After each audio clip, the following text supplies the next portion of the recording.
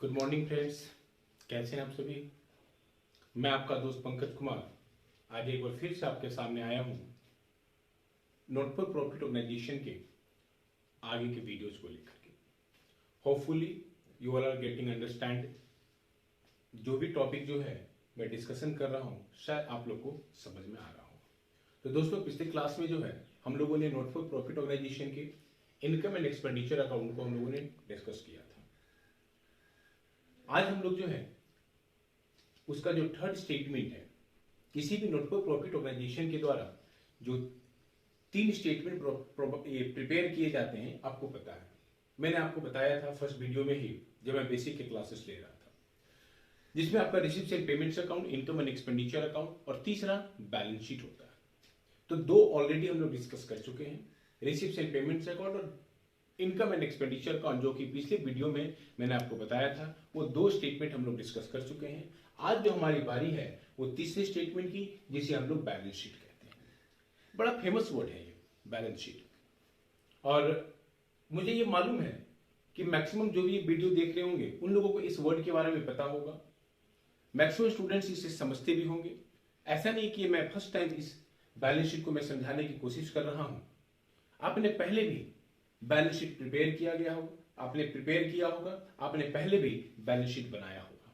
आपको याद होगा आपने 11th क्लास में सोल प्रोप्राइटरशिप के स्टेटमेंट जब आपने बनाए होंगे, या फिर इनकम्प्लीट रिकॉर्ड के स्टेटमेंट यानी सिंगल एंट्री सिस्टम के स्टेटमेंट जब आपने बनाए होंगे, तब फिर जो है आपने बैलेंस शीट प्रिपेयर वहां पे जरूर किया होगा। बट फिर भी मैं एक बार समझाने की कोशिश करता हूं कि नॉट फॉर प्रॉफिट ऑर्गेनाइजेशन में बैलेंस शीट जो है हम लोग कैसे प्रिपेयर करते हैं। प्रिपेयर करने का तरीका बिल्कुल एज यूजुअल वैसे ही है जिस तरीके से हम लोग प्रॉफिट ऑर्गेनाइजेशन के केस में बैलेंस शीट को प्रिपेयर करते हैं। जिस तरीके से आपने trading and profit and loss बना करके नेट प्रॉफिट और net loss profit and loss account से जो कैलकुलेट किया था, आपने उसे बैलेंस शीट में ट्रांसफर किया था। यहां पे भी हम लोग वही काम करते हैं कि income and expenditure account prepare करके जो भी सरप्लस या डेफिशिएट कैलकुलेट करते हैं, उस सरप्लस या डेफिशिएट को हम लोग बैलेंस शीट में लायबिलिटी साइड में कैपिटल फंड में ट्रांसफर करते हैं। बट दोनों के बीच में थोड़ा सा डिफरेंस है, उस डिफरेंस को मैं बाद में डिस्कस करूंगा। मैं सबसे पहले मैं ये डिस्कस करता हूं कि बैलेंस शीट की एक्चुअल मीनिंग होती क्या है। ठीक है, तो चलो दोस्तों, हम लोग बैलेंस शीट को समझने की कोशिश करते हैं। What is balance sheet? आपको पता है कि बैलेंस शीट किसी भी बिजनेस का ये सबसे मेन स्टेटमेंट होता है, और मेन स्टेटमेंट होने की रीजन ये है कि बैलेंस शीट से किसी भी बिजनेस के एक्चुअल पोजीशन के बारे में पता चलता है। ठीक है, आपको पता है कि कोई भी बिजनेस ऑर्गेनाइजेशन हो, उसके जो भी फाइनेंशियल स्टेटमेंट हम लोग प्रिपेयर करते हैं, उसके फाइनेंशियल स्टेटमेंट को प्रिपेयर करने में स्पेशली 2 तरह के स्टेटमेंट को प्रिपेयर किया जाता है। पहला trading and profit and loss account, और दूसरा balance sheet. Trading and profit and loss account जो है इसे हम लोग परफॉर्मेंस स्टेटमेंट के नाम से भी जानते हैं। परफॉर्मेंस स्टेटमेंट बहुत बार एग्जाम में क्वेश्चन आ जाता है, व्हाट इज परफॉर्मेंस स्टेटमेंट और पोजीशन स्टेटमेंट, या फिर what is the difference between performance and position statement. तो आपको ये पता तो रहना चाहिए कि एक्चुअल परफॉर्मेंस स्टेटमेंट कहते हैं किसे हैं हम लोग। तो परफॉर्मेंस स्टेटमेंट जो है वो हम लोग trading and profit and loss account को कहते हैं, जो एक्चुअल में एक करंट अकाउंटिंग पीरियड में आपके बिजनेस के परफॉर्मेंस के बारे में वो आपको बताता है। लेकिन बैलेंस शीट जो होता है इसे हम लोग पोजीशन स्टेटमेंट कहते हैं, कि किसी भी बिजनेस का actual position eight the end of the accounting year क्या है उसके बारे में हम लोग जानते हैं। तो एक्चुअली बैलेंस शीट वही चीज होती है ना। बैलेंस शीट का मतलब होता है, कहता है, मैंने इसके देखिए मैं आपके डेफिनेशन को मैंने पहले लिख दिया, आप इसलिए चाहे तो आप नोट डाउन भी कर सकते हो। बैलेंस शीट जो है कहता है it is a statement. Balance sheet क्या होता है? एक स्टेटमेंट होता है। तो ध्यान दीजिएगा, हम लोग क्या था, इनकम एंड एक्सपेंडिचर अकाउंट जो है वो हमारे स्टेटमेंट नहीं था, वो हमारे अकाउंट के फॉर्म में था। उसमें डेबिट क्रेडिट के ट्रांजेक्शन को रिकॉर्ड करते हैं, है ना। लेकिन ये जो है एक स्टेटमेंट होता है, यहाँ पे डेबिट और क्रेडिट के फॉर्म में लोग ट्रांजेक्शन को रिकॉर्ड नहीं करते हैं, है ना। तो it is a statement which is prepare at the end of the accounting period, जिसे हम लोग क्या करते हैं, किसी भी अकाउंटिंग पीरियड के एंड में प्रिपेयर करते हैं, है ना। It is a statement which is prepare at the end of the accounting period, है ना, to know the financial position of the business और ऑर्गेनाइजेशन, कि किसी भी बिजनेस ऑर्गेनाइजेशन के या फिर नॉट फॉर प्रॉफिट ऑर्गेनाइजेशन के फाइनेंशियल पोजीशन को जानने के लिए हम लोग क्या करते हैं, बैलेंस शीट को प्रिपेयर यहां पे करते हैं, है ना। तो यहां पे क्या है, it is prepare at the end of the accounting period, है ना, to know the financial position of an organisation. ये तीन बातों को आप ध्यान में रखिएगा कि बैलेंस शीट का एक्चुअल जो मतलब होता है ये होता है किसी का फाइनेंशियल पोजीशन। आप लोग के साथ पोजीशन क्या होता है, ये पोजीशन को कैसे हम लोग जानते हैं, तो आपको पता है कि बैलेंस शीट में किन टर्म्स को रिकॉर्ड किया जाता है। किसी भी ऑर्गेनाइजेशन से रिलेटेड, है ना, जितने भी एसेट्स होते हैं, लायबिलिटीज होते हैं, उन सारे टर्म्स को जो है हम लोग बैलेंस शीट में रिकॉर्ड करते हैं। एसेट्स और लायबिलिटीज का एक्चुअल बैलेंसेस कितना अवेलेबल है, जब से आपने बिजनेस स्टार्ट किया, जब से आपने ऑर्गेनाइजेशन स्टार्ट किया, तब से लेकर के जिस दिन तक के लिए आप बैलेंस शीट प्रिपेयर कर रहे हो, उस दिन के लास्ट में, है ना, कितना बैलेंस आपका एसेट्स और लायबिलिटीज का अवेलेबल है, आपका कितना कैपिटल फंड आपने कैलकुलेट किया है। इस चीज को जानने के लिए हम लोग क्या करते हैं, बैलेंस शीट को प्रिपेयर करते हैं। अब इसको प्रिपेयर करने का फॉर्मेट क्या है वो तो मैं इसका जरूर आगे बताऊंगा, लेकिन पहले इसकी मीनिंग और अच्छे से आप समझते हैं हम लोग। अब ये तो सिंपल बैलेंस शीट का मतलब हो गया था, ये बैलेंस शीट का मीनिंग था। अब नॉट फॉर प्रॉफिट ऑर्गेनाइजेशन के केस में बैलेंस शीट हम लोग कैसे प्रिपेयर करेंगे। अब ध्यान दीजिएगा, मैंने आपको जैसा पहले भी मैंने बताया कि नॉट फॉर प्रॉफिट ऑर्गेनाइजेशन के केस में बैलेंस शीट वैसे ही प्रिपेयर किया जाता है जिस तरीके से प्रॉफिट ऑर्गेनाइजेशन के केस में किया जाता है, वो मैंने यहां पे लिख भी दिया। Balance sheet of a not for profit organisation is prepared in the same way as it is prepared for the business entity, है ना। कि मतलब क्या हो गया कि जो नॉट फॉर प्रॉफिट ऑर्गेनाइजेशन का जो बैलेंस शीट है उसको प्रिपेयर करने का तरीका बिल्कुल वैसे ही होता है जिस तरीके से हम लोग बिजनेस एंटिटी के केस में बैलेंस शीट को प्रिपेयर करते हैं। दोनों के बीच में कोई डिफरेंसेस नहीं होता है, एक केवल छोटी सी डिफरेंस कैपिटल फंड को छोड़ करके। मैं आगे बताऊंगा कि कैपिटल फंड होता क्या है, हम लोग इसे कैलकुलेट कैसे करते हैं, है ना। तो प्रॉफिट ऑर्गेनाइजेशन और नॉट फॉर प्रॉफिट ऑर्गेनाइजेशन दोनों के बैलेंस शीट के प्रिपरेशन में बहुत ज्यादा डिफरेंसेस नहीं है। जिस तरीके से आपने वहां प्रिपेयर किया था उस तरीके से यहां करेंगे। लेफ्ट हैंड साइड में आपने सारे लायबिलिटीज को रिकॉर्ड किया था, राइट हैंड साइड में आपने सारे एसेट्स को रिकॉर्ड किया था। एज यूजुअल वैसे ही यहां पे भी जो है हम लोग लेफ्ट हैंड साइड में सारे लायबिलिटीज को रिकॉर्ड करेंगे और राइट हैंड साइड में सारे एसेट्स को रिकॉर्ड करेंगे, जिसके बारे में मैं आगे डिस्कशन करूंगा, है ना। अब देखिए एक चीज ध्यान दीजिएगा कि प्रॉफिट ऑर्गेनाइजेशन के केस में, प्रॉफिट एंटिटी के केस में कोई भी बिजनेस फॉर्मल कैपिटल को इन्वेस्ट करता है, क्योंकि निश्चित तौर पे उसको बिजनेसमैन के द्वारा रन किया जाता है, उसका जो ओनर होता है वो बिजनेसमैन कहलाता है। और आपको पता है, आप भली भांति जानते हो कि जब तक हम लोग बिजनेस में कैपिटल इंट्रोड्यूस नहीं करेंगे, जब तक हम लोग बिजनेस में कैपिटल इन्वेस्टमेंट नहीं करेंगे, तब तक हम लोग बिजनेस को स्टार्ट ही नहीं कर सकते। इसीलिए किसी भी बिजनेस में कैपिटल का कंट्रीब्यूशन उसके ओनर के द्वारा किया जाता है। अब एक क्वेश्चन राइज होता है कि फिर sir not for profit organisation में हम लोग कैपिटल कहां से लाते होंगे, इसका तो कोई ओनर नहीं होता है, इसके तो केवल मेंबर होते हैं। तो दोस्तों मैं इसके बारे में आपको ध्यान दिलाना चाहता हूं, यहां पे जो हम लोग कैपिटल, कोई फॉर्मल कैपिटल का इन्वेस्टमेंट नहीं होता है, लेकिन यहां पे जो है कैपिटल फंड को हम लोग क्या करते हैं, कैलकुलेट करते हैं। ये कैपिटल और कैपिटल फंड के बीच में डिफरेंस है, आगे मैं आपको डिफरेंस के बारे में बताऊंगा। पहले ये समझ लीजिए कि कैपिटल फंड को हम लोग कैलकुलेट कैसे करते हैं। किसी भी बिजनेस का जो कैपिटल होता है वो एक फॉर्मल कैपिटल होता है, जो उस बिजनेसमैन के द्वारा क्या किया जाता है, इन्वेस्टमेंट किया जाता है। जितनी भी बड़ी बड़ी कंपनियां हैं, जितने भी बड़े बड़े बिजनेस हैं, हर बिजनेस में उसके बिजनेसमैन के द्वारा क्या किया गया है, कैपिटल को कंट्रीब्यूट किया गया है, कैपिटल का इन्वेस्टमेंट किया गया है। लेकिन नॉट फॉर प्रॉफिट ऑर्गेनाइजेशन के केस में कोई भी फॉर्मल कैपिटल का इन्वेस्टमेंट नहीं होता है, लेकिन हम लोग वहां पे क्या करते हैं, कैपिटल फंड को कैलकुलेट करते हैं। अब ये कैपिटल फंड जो है कैलकुलेशन कैसे होता है, तो इसको कैलकुलेट करने के लिए बच्चों हम लोग क्या करते हैं, ओपनिंग बैलेंस शीट को प्रिपेयर करते हैं।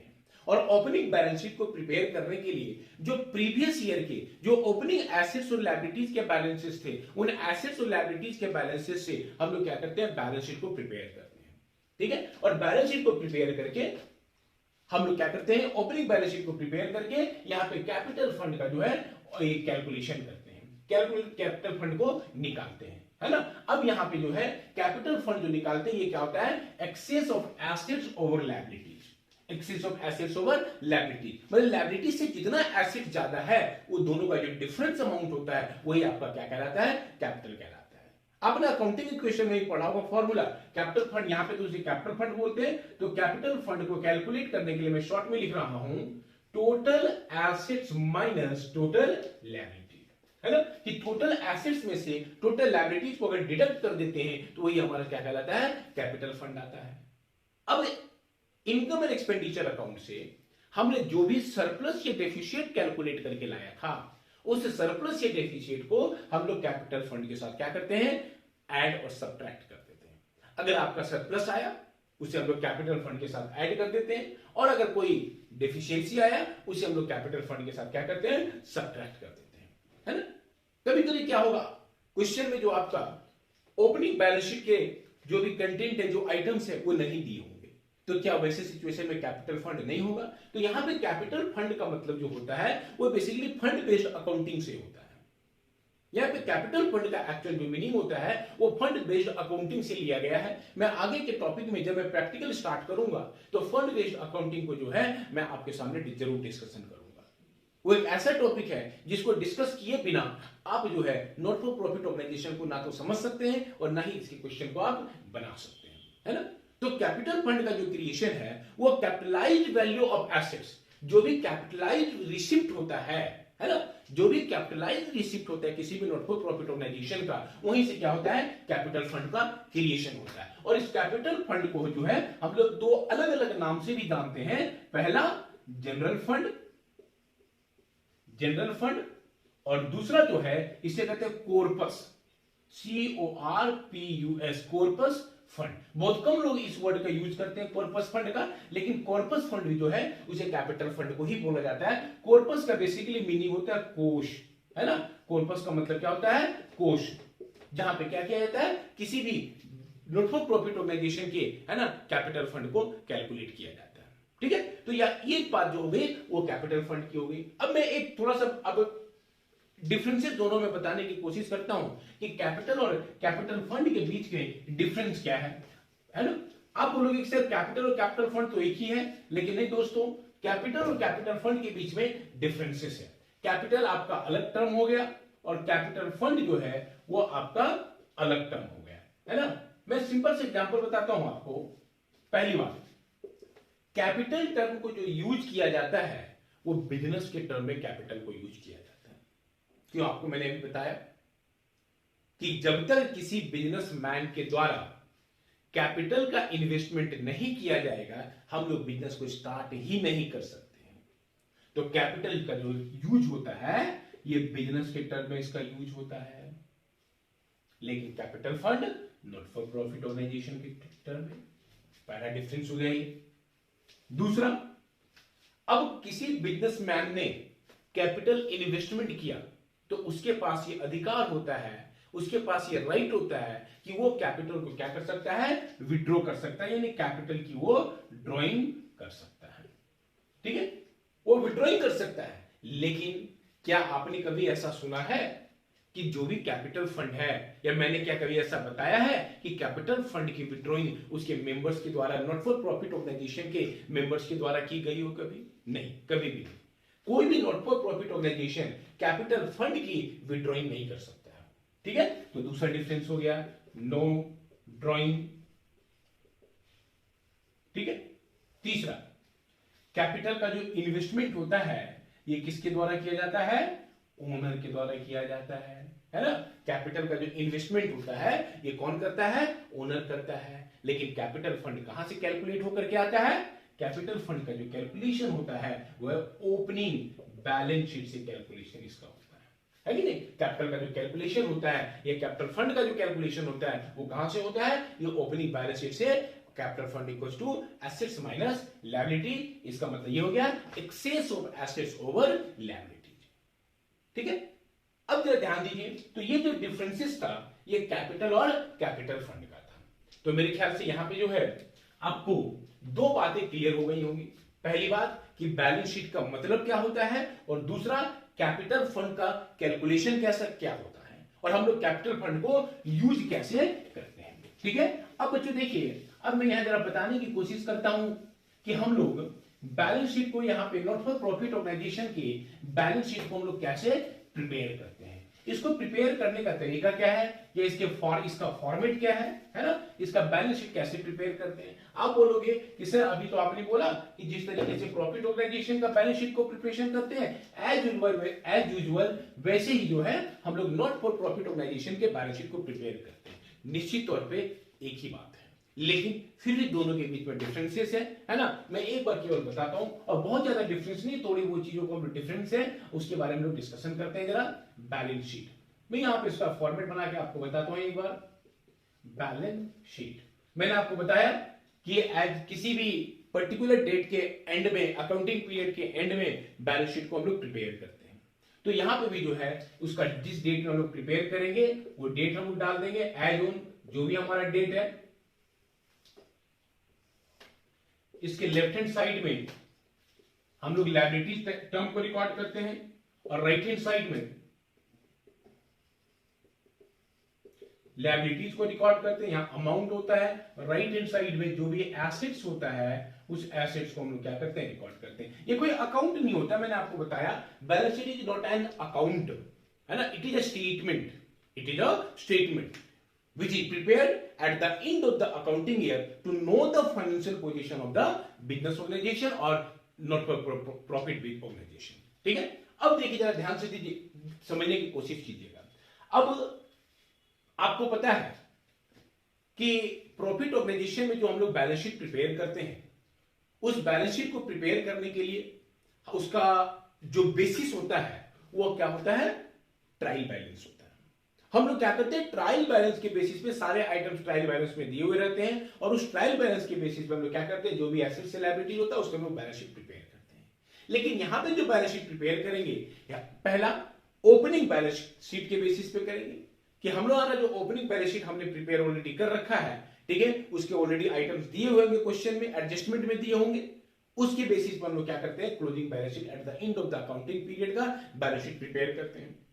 और उसमें जो इंक्लूड करेंगे रिसिप्ट्स एंड पेमेंट्स को हम लोग निश्चित तौर पे ध्यान रखेंगे बैलेंस शीट को प्रिपेयर करते समय, क्योंकि आपको याद होगा मैंने आपको रिसिप्ट्स एंड पेमेंट्स में मैंने आपको बताया था कि जितने भी कैपिटल और रेवेन्यू नेचर के ट्रांजैक्शंस होते हैं दोनों को हम लोग रिसिप्ट्स एंड पेमेंट्स में रिकॉर्ड करते हैं, और रेवेन्यू नेचर के जो ट्रांजैक्शन होते हैं उसे हम लोग इनकम एंड एक्सपेंडिचर में ट्रांसफर कर देते हैं, और जो कैपिटल नेचर के ट्रांजैक्शन होते हैं उसे हम लोग बैलेंस शीट में ट्रांसफर कर देते हैं। अब यहां पे जो है ट्रांजैक्शन में कैपिटल नेचर के दो ट्रांजैक्शन हो सकते हैं आपके लिए, कैपिटल ट्रांजैक्शन, ठीक है, या तो वो आपका कैपिटल रिसिप्ट होगा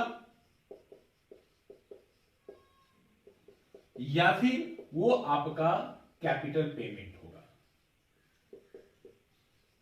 एक्चुअल में जो आपने कैपिटल रिसिप्ट किया, एक्चुअल में जो आपने कैपिटल रिसिप्ट किया वही जो है आपके लिए लायबिलिटीज कहलाता है ना, वही आपके लिए क्या कहलाता है, लायबिलिटीज कहलाता है। और जो आपने कैपिटल पेमेंट किया, जिस टर्म के लिए आपने पेमेंट किया, जिस चीज के लिए आपने पेमेंट किया, वो आपका एसेट्स कहलाता है।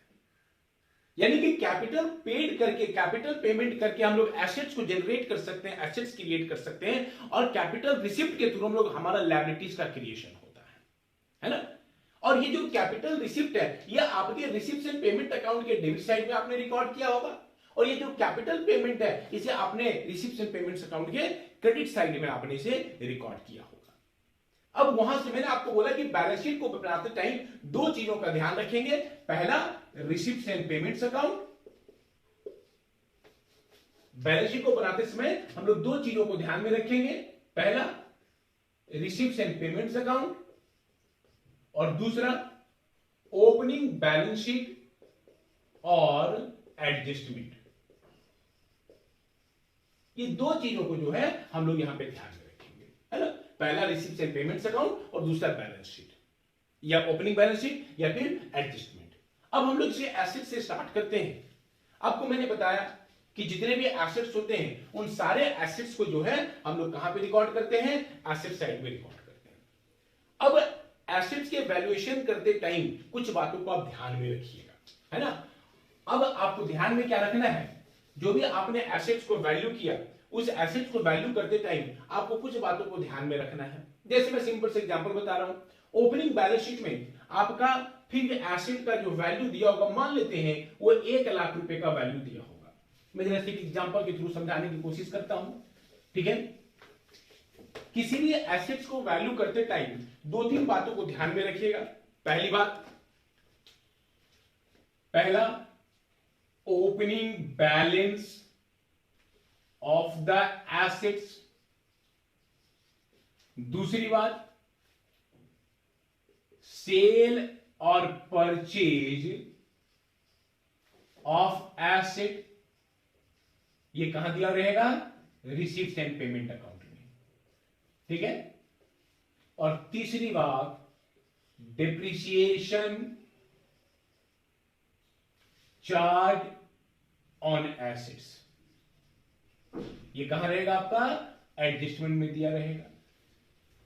ये तीन बातों को ध्यान रखिएगा। और एक और बात, नंबर 4, लॉस और profit on sale of assets, ठीक है।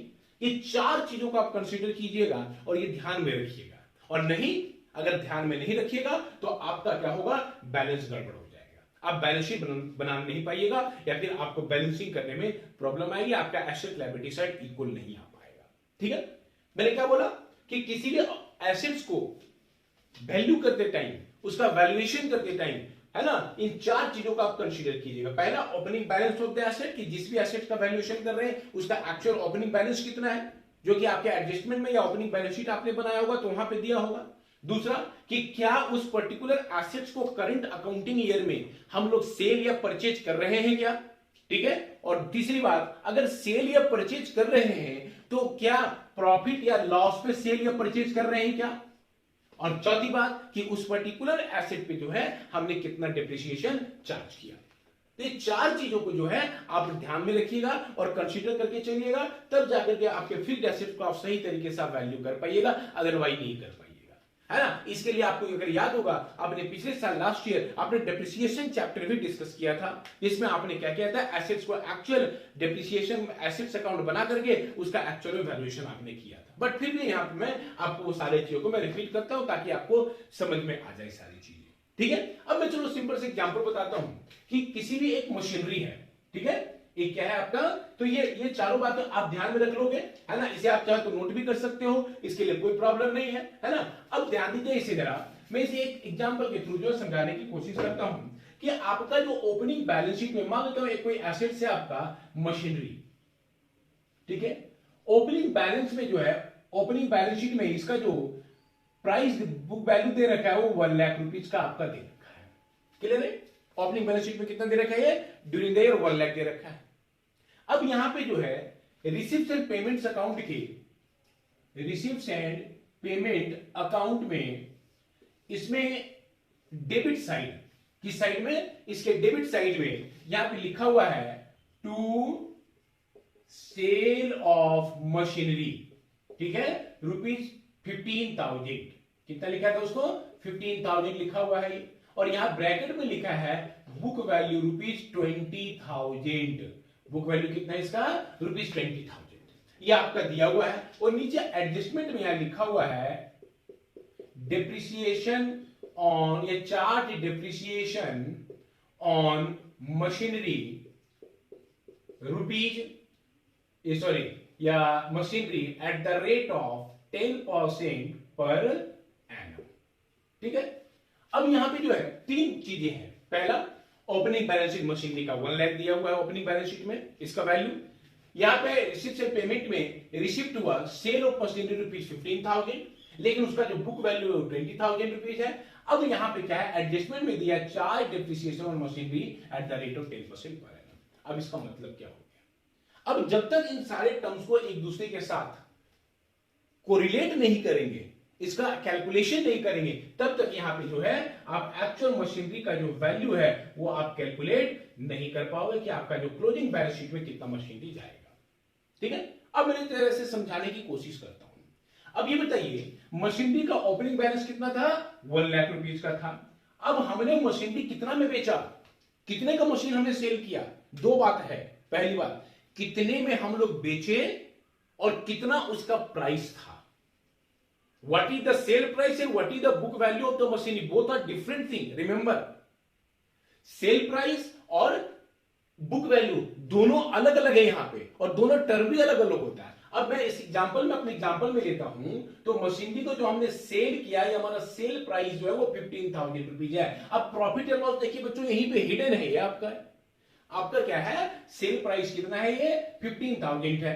अब यहां पे बुक वैल्यू कितना है, 20,000, यानी कि दोनों के बीच का जो डिफरेंसेस हो गया ये 5,000 रुपए का हो गया, और ये 5,000 का क्या हो गया आपका, ये लॉस हो गया। आपको भी पता है ना कि 20,000 के मशीन को, 20,000 की मशीनरी को हम लोगों ने क्या किया, 15,000 में, यानी कि 15,000 में हमने उसे सेल कर दिया। और 15,000 में सेल किया, एक बच्चा भी बता सकता है, एक लेमन पर्सन भी बता सकता है, यानी कि 5,000 का क्या हो गया, हमारा लॉस हो गया। 20,000 उसका बुक वैल्यू था और 15,000 में हमने उसे सेल किया।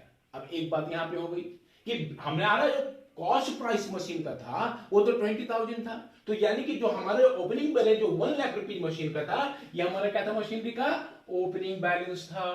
ठीक है, ओपनिंग बैलेंस था मशीनरी का। अब यहां पे 1 लाख रुपीज ओपनिंग बैलेंस था और हमने 20,000 के मशीनरी को सेल कर दिया, तो इसमें हम लोग क्या करेंगे, माइनस कर देंगे सेल ऑफ मशीनरी। कितने का करेंगे, 20,000 का माइनस कर देंगे। अब मशीन का एक्चुअल वैल्यू आपके पास कितना बच गया, 80,000 रुपीज का बच गया। अब एक चीज और ध्यान में रखिएगा, ये जो 15,000 रुपीज आया, ये 15,000 आपका रेवेन्यू रिसिप्ट नहीं है, ये आपका कैपिटल रिसिप्ट। ऐसा नहीं है कि 15,000 में आपने मशीन को बेचा तो 15,000 रुपए को जो है आप इनकम साइड में आप रिकॉर्ड कर लो, नहीं, इनकम साइड में तो हम लोग रेवेन्यू रिसिप्ट और रेवेन्यू पेमेंट को रिकॉर्ड करते हैं केवल। लेकिन अगर कोई भी कैपिटल एसेट को सेल करके अगर कोई अमाउंट को जनरेट किए हैं, that will be treated as capital receipt, this is not a revenue receipt. ठीक है, तो ये हमारा क्या होगा, कैपिटल रिसिप्ट है। तो बच्चों यहां पे 15,000 क्या हमारा क्या रहेगा, कैपिटल रिसिप्ट। ये हमारा रेवेन्यू रिसिप्ट नहीं है, इसीलिए ये कैश को जरूर बढ़ाएगा, ये हमारे कैपिटल को बढ़ाएगा, लेकिन ये हमारे इसे लोग इनकम साइड पे रिकॉर्ड नहीं कर सकते हैं। लेकिन जो डिफरेंसेस अमाउंट था 5,000 का जो लॉस आया, इस लॉस को जरूर हम लोग एक्सपेंडिचर साइड में रिकॉर्ड करेंगे, क्योंकि कोई भी लॉस या फिर एक्सपेंडिचर को हम लोग कहां रिकॉर्ड करते हैं, एक्सपेंसेस को कहां रिकॉर्ड करते हैं, एक्सपेंडिचर साइड में करते हैं, और ये रेवेन्यू नेचर का है हमारा। ठीक है, तो यहां पे जो है दो बातें हमारी क्लियर होगी। पहले ये 15,000 रुपीज जो है ये हमारा क्या है, ये कैपिटल नेचर का है, इसीलिए इसे इनकम साइड में हम लोग रिकॉर्ड नहीं करेंगे, है ना। कि किसी भी एसेट को सेल या परचेज करने से अगर कोई प्रॉफिट या लॉस होता है तो उसे हम लोग इनकम और एक्सपेंडिचर, उसके only for the profit and losses should be recorded in the income and expenditure account, because it is a revenue in nature. लेकिन but the amount arises from the sale proceeds should not be recorded in the income and expenditure account because it is a capital in nature. ये capital transaction हो गया, and capital transaction is created from the sale of a capital asset, है ना। ये capital जो भी मतलब assets होते हैं, एसेट्स को सेल करने से जो अगर कोई रेवेन्यू जनरेट होता है वो हमारा कैपिटल रिसिप्ट होता है ना। इसीलिए जो है हम लोग उसे इनकम एंड एक्सपेंडिचर में रिकॉर्ड नहीं करते हैं। क्लियर होगी मेरी बात ये। अब यहां पे एक और चीज है जिसको हम लोग कंसीडर करेंगे, ये एक एडजस्टमेंट दे रखा है इसमें, charge depreciation machinery at the rate of 10%। तो अब इसमें हम लोग क्या करेंगे, 10% के रेट से डेप्रिसिएशन चार्ज कर देंगे। इसका डेप्रिसिएशन कितना हो गया, 8,000 रुपीज हो गया, ये आ गया 72,000। अब ये क्लोजिंग बैलेंस ऑफ मशीनरी है ना, क्लोजिंग बैलेंस ऑफ मशीनरी 72,000, तब जाकर मशीनरी 72,000 है ना। और ये दो अमाउंट जो है वो हमारा इनकम एंड एक्सपेंडिचर में जाएगा। पहला लॉस जो हो गया, लॉस 5,000 का, और दूसरा डेप्रिसिएशन जो हमने कैलकुलेट किया 8,000 का, ये इनकम एंड एक्सपेंडिचर के डेबिट साइड में, एक्सपेंडिचर साइड में रिकॉर्ड होगा, है ना। अब बाकी मशीनरी का जो कैलकुलेशन था इस तरीके से किया। ये मान लो यही चीज अगर प्रॉफिट में सेल होता तो हम लोग प्रॉफिट को इनकम एक्सपेंडिचर में रिकॉर्ड करते हैं, बाकी जितने का सेल प्राइस होता है, जितना इसका बुक वैल्यू होता है, उसको हम लोग इससे माइनस कर देते हैं। मान लो यही चीज परचेज होता तो हम लोग इसमें परचेज साइड में इसमें ऐड कर देते सेल करने की जगह, फिर उसके बाद हम लोग डेप्रिसिएशन चार्ज करते हैं, है ना। सेल परचेज अगर दोनों होता तो फिर वैसे सिचुएशन में हम लोग दोनों को एक साथ एडजस्ट करते हैं। आप इसको लेजर बना करके भी इसको एडजस्ट कर सकते हो। तो इन सारी चीजों को जो है आप ध्यान में रखिएगा जब आप जो है ये एसेट्स का वैल्यूएशन कीजिएगा। होप सो आप सभी को क्लियर हो गई होंगी सारी चीजें, ठीक है। अब इसके बाद जो एसेट्स में, इसके बाद जितने भी तरह के एसेट्स होते हैं, कोई करंट एसेट्स हो, कोई फिक्स्ड एसेट्स हो, सबको हम लोग रिकॉर्ड कर लेते हैं, है ना। मशीनरी हमने रिकॉर्ड किया, कोई बिल्डिंग हो उसे हम लोग रिकॉर्ड कर लेंगे, ठीक है। कोई आपका कंप्यूटर हो इसके अलावा जितना भी टाइपराइटर हो या जो भी सारे एसेट्स है, फर्नीचर है, सारे एसेट्स को हम लोग क्या करेंगे, रिकॉर्ड कर लेंगे। ठीक है, इसके अलावा एसेट्स में आपको पता है कोई एक्रूड इनकम हो या इन्वेस्टमेंट हो, चलो मैं पहले इन्वेस्टमेंट को लिख लेता हूं। इन्वेस्टमेंट हो, इन्वेस्टमेंट को हम लोग रिकॉर्ड करते हैं। अब उस इन्वेस्टमेंट से मिलने वाला कोई इंटरेस्ट अगर एक्रूड रह गया हो, है ना, आपको पता है कि एक्रूड इंटरेस्ट क्या होता है ना, तो वो हमारे लिए एसेट्स हो जाता है। एक्रूड इंटरेस्ट उसको रिकॉर्ड कर लेंगे। कोई प्रीपेड एक्सपेंसेस होगा उसे हम लोग रिकॉर्ड कर लेते हैं कि उसके अलावा कैश या बैंक का जो बैलेंस होता है उसे हम लोग क्या करेंगे, जो क्लोजिंग बैलेंस होता है, जो रिसीट्स एंड पेमेंट्स अकाउंट में दिया होगा उसे भी हम लोग यहाँ पे रिकॉर्ड कर लेते हैं। तो ये सारी जो है ये एसेट साइड में हम लोग ऐसे से कैलकुलेट करते हैं। अब अगर मैं लायबिलिटीज की बात करूं तो आपको मैंने बताया अभी जस्ट इस लेक्चर के स्टार्टिंग में मैंने बताया कि लायबिलिटी में हम लोग जो है कैपिटल की जगह यहाँ पे हम लोग कैपिटल फंड को रिकॉर्ड करते हैं। क्या रिकॉर्ड करते हैं, कैपिटल फंड। और कैपिटल फंड का कैलकुलेशन जो है आपको पता है कि ओपनिंग बैलेंस शीट को प्रिपेयर करके आप कैपिटल फंड को कैलकुलेट कर सकते हो। और कैपिटल फंड जो होता है excess of assets over liability, यानी कि ओपनिंग बैलेंस शीट में जो भी आइटम्स आपके एडजस्टमेंट्स में दिए होंगे उस एडजस्टमेंट के बेसिस पे आप कैपिटल फंड को कैलकुलेट कर सकते हो। यानी कि टोटल एसेट्स में लायबिलिटी को माइनस कर देना, वो आपका कैपिटल फंड आ जाएगा। अब जो भी आपका कैपिटल फंड यहाँ पे आ रहा है इसमें से अगर सरप्लस हो तो उसे हम लोग ऐड कर देते हैं। सरप्लस आपने कैलकुलेट किया होगा इनकम एंड एक्सपेंडिचर अकाउंट से, और अगर कोई डेफिशिएट हो उसे हम लोग क्या करते हैं बच्चों, माइनस कर देते हैं। ठीक है, डेप्रिशिएट माइनस करते हैं, जो भी डिफरेंसेस अमाउंट होता है उसे हम लोग आउटर कॉलम में रिकॉर्ड कर लेते हैं। अब इसके बाद जितना भी कैपिटलाइज्ड रिसिप्ट होगा, अब कैपिटलाइज्ड मैंने आपको बताया, स्टार्टिंग में बताया, कैपिटलाइज्ड रिसिप्ट जो होता है यानी कि जो भी कैपिटल रिसिप्ट होता है किसी भी नॉट फॉर प्रॉफिट ऑर्गेनाइजेशन का, वो पूरा का पूरा जो है वो यहाँ पे लायबिलिटीज साइड में चला जाएगा। क्योंकि कोई भी कैपिटलाइज्ड रिसिप्ट जो होता है वो लायबिलिटीज कहलाता है। जैसे कैपिटलाइज्ड रिसिप्ट में हो सकता है कोई भी फंड बेस्ड अकाउंटिंग का कोई पार्ट हो सकता है, लाइक बिल्डिंग फंड हो गया, इसका मैं आगे कैलकुलेशन आपको मैं बताऊंगा। फंड बेस्ड अकाउंटिंग में बिल्डिंग फंड हो गया, पेविलियन फंड हो गया, या फिर प्राइज फंड हो गया, स्पोर्ट्स फंड हो गया, कुछ भी इस तरह का हो गया वो आपका कैपिटल रिसिप्ट का पार्ट माना जाता है ना। लाइफ मेंबरशिप फी हो गया, ये भी आपका कैपिटल रिसिप्ट का पार्ट माना जाता है। किसी तरह का लीगेसी हो गया, लीगेसी का मतलब आपको मैं आगे बताऊंगा। वैसे लीगेसी का मतलब होता है कि कोई भी पर्सन अगर वो मरने से पहले ही अपनी सारी प्रॉपर्टी को किसी नॉट फॉर प्रॉफिट ऑर्गेनाइजेशन को, किसी एनजीओ को अगर वो डोनेट कर देता है तो वही क्या कहलाता है, लीगेसी कहलाता है। ये एक तरह का कैपिटल रिसिप्ट माना जाता है। इसके अलावा कोई आउटस्टैंडिंग एक्सपेंसेस हो, है ना, अनअर्न्ड इनकम हो, ये जितने भी तरह के होते हैं ये सारे के सारे क्या होते हैं, हमारा लायबिलिटीज कहलाता है। ठीक है, अब यहां पे हम लोग क्या करेंगे, इसे क्लोज कर लेंगे दोनों साइड। दोनों साइड को अगर कैलकुलेट करेंगे तो निश्चित तौर पे हमारा क्या होना चाहिए, दोनों साइड इक्वल होना चाहिए। और अगर दोनों साइड आपका इक्वल हो गया, दोनों साइड आपका मैच कर गया, तो इसका मतलब यह हुआ कि आपने बैलेंस शीट को अच्छे से प्रिपेयर कर लिया और आपका क्वेश्चन आपने निश्चित तौर पर सही बनाया होगा, है ना। बहुत बच्चे क्या होता है बैलेंस शीट को प्रिपेयर करने में घबराते हैं, बोलते हैं सर बाकी सारी चीजें तो ठीक है बट बैलेंस शीट जो वो हमारा मैच नहीं कर पा रहा है। तो मेरी एक बात मानो कि अगर आपने सारे आइटम्स को ढंग से रिकॉर्ड किया होगा तो निश्चित तौर पे आपका बैलेंस शीट जो है वो इक्वल होगा। अगर आपने इनकम एक्सपेंडिचर में कोई गलती कर रखी होगी, आपने बैलेंस शीट के आइटम्स को रिकॉर्ड करने में कोई गलती कर रखी होगी आपने, तो निश्चित तौर पे आपका बैलेंस शीट मैच नहीं करेगा, है ना। तो इसको बैलेंस शीट को सही तरीके से मैच कराने के लिए आपके सारे आइटम्स की एंट्री और पोस्टिंग आपकी सही होनी चाहिए। दूसरी बात, कैलकुलेशन पे भी निश्चित तौर पे आप एक बार ध्यान दीजिएगा, क्योंकि बहुत बार ऐसा होता है पोस्टिंग हम लोगों ने सारा सही किया, सारा ट्रांजेक्शन सही रिकॉर्ड किया, सारा कैलकुलेशन सही किया, बट हमने क्या किया, टोटलिंग में जो है हमने गलती कर दी, उसके कारण बैलेंस शीट मैच नहीं कर पाता है। तो इन चीजों को जो है आप ध्यान में रखिएगा, है ना। तो आज जो है आपका किसी भी नॉट फॉर प्रॉफिट ऑर्गेनाइजेशन के लिए जो भी स्टेटमेंट्स होते हैं, जो भी फाइनेंशियल स्टेटमेंट वो लोग प्रिपेयर करते हैं, ये सारा हमारा कंप्लीट हो गया, जिसमें receipts and payments account, income and expenditure account और बैलेंस शीट होता है।